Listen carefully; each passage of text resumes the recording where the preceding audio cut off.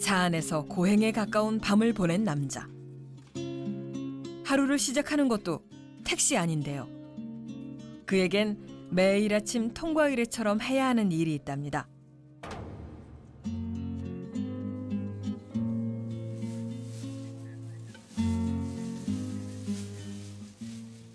택시에서 시간 닦으세요?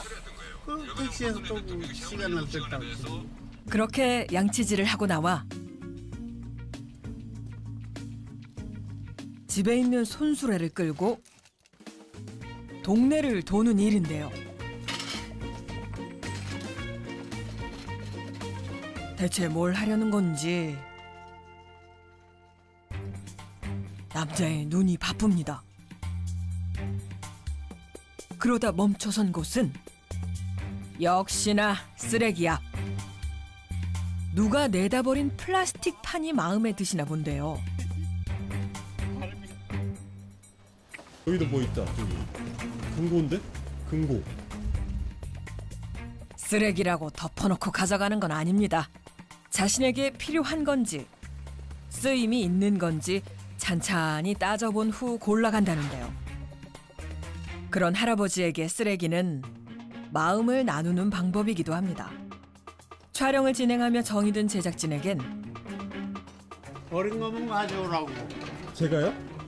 그럼 아무나 가져오면 되지. 쓰레기가 있으면 갖다 달라 부탁을 하기도 하는데요.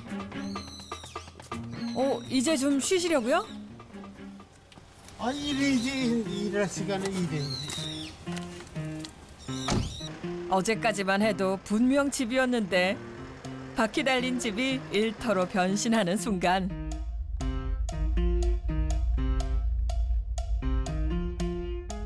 어서 오세요. 어디요? 이 대형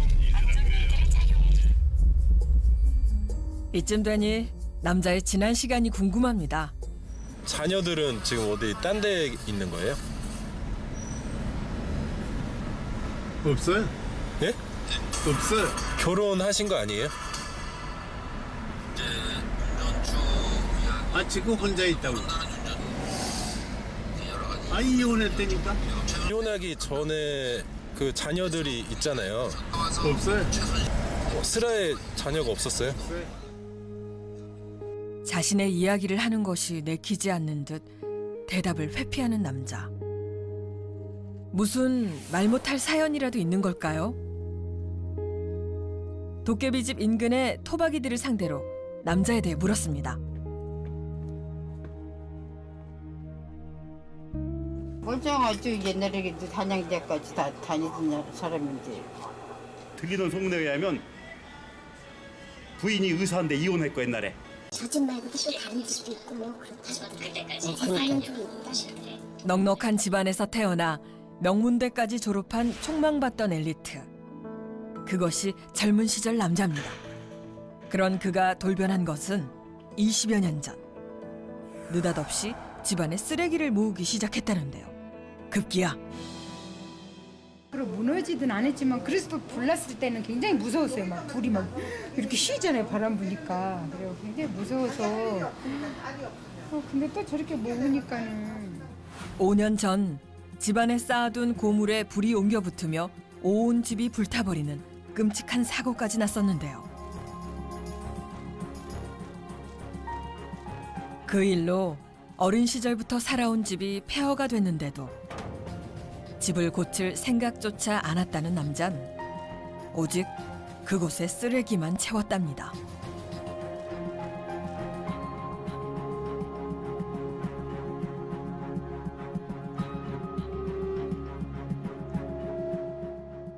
비싼 지역인데 집을 이렇게 폐허를 만든다.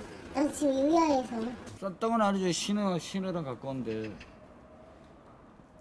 왜냐면 주변에 이 지하철 숙대 입구역도 바로 있고. 바로 앞에 있잖아요. 그런 남자를 사람들은 이해할 수가 없답니다.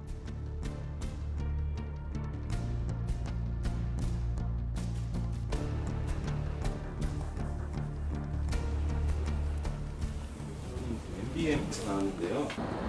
땅이 여기가 보통 한 2,500, 3,000. 평당 2,500에 3,000. 여기 동네 비싸요. 저게 35평 그대로 이때면은 지금 한 저 집이 제대로 된 상태라면 10억 정도 되죠. 이 도깨비집 같은 거는 안 쓰고 그 옆에 집이 그분 소유예요. 그분. 이 인근에 남자의 집이 더 있다는 겁니다. 정말일까? 남자에게 사실을 확인해봤습니다.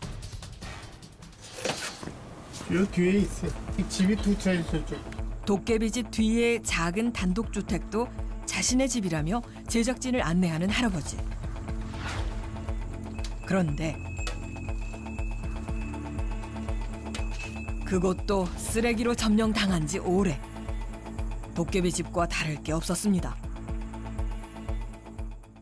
아버님, 여기 싹 이렇게 치워가지고 알세 치고 말고 그거 신경 쓰지 말라고.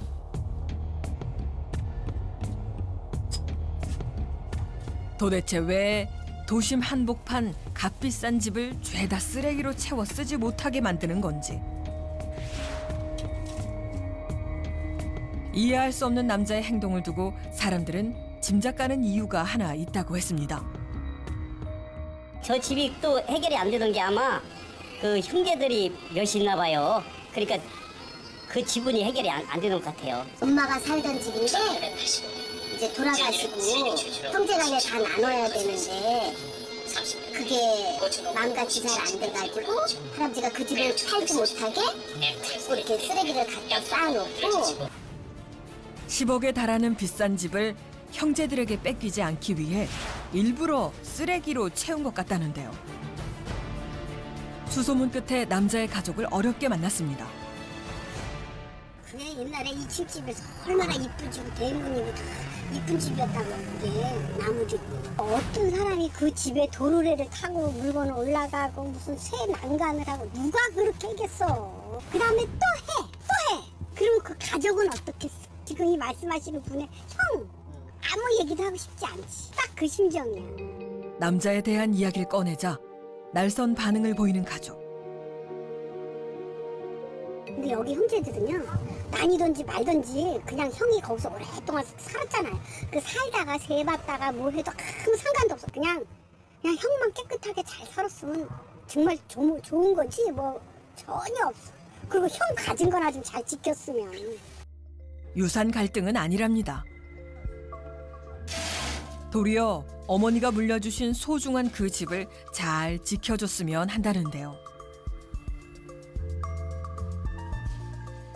이런 건 어디에서 구해오신 거예요? 있는 데서 구우지. 어디요? 동네 근처에요? 근처 뭐고 이런 게 아무 데나 있나 그냥. 오늘도 남잔 출처를 알 수 없는 곳에서 주워온 고물들로 자신만의 집단장에 나섭니다. 아버님 조심하세요.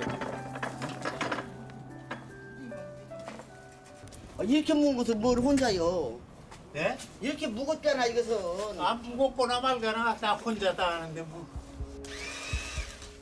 20여 년 동안 홀로 외로이 쌓아 올린 남자만의 쓰레기성. 그 고됐을 시간에도 남자에게 쉼이란 없었습니다.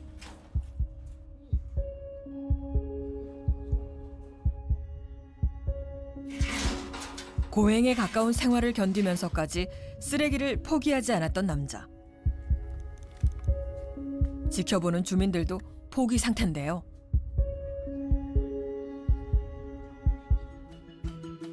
다음 날 행정기관을 찾아가 봤습니다.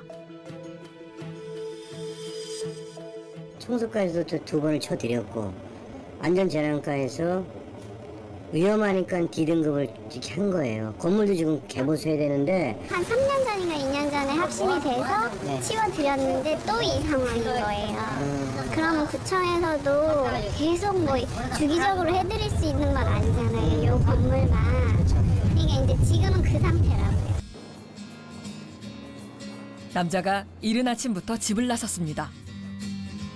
대체 어딜 가는 건지 남자의 얼굴이 설렘으로 가득한데요.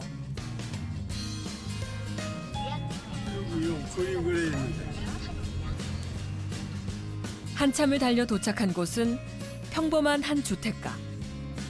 이곳은 남자가 소유한 집들 중 하나랍니다. 제작진을 향해 집 자랑에 나선 남자가 여긴 작은 작은 방 하나를 보고는 갑자기 말을 잇지 못합니다.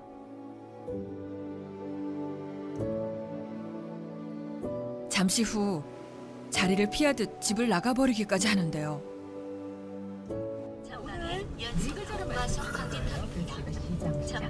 아까 그 집이 살기가 좋다고. 한참 동안 말이 없던 그가 꺼내놓은 건 아들만 같이 살았었지.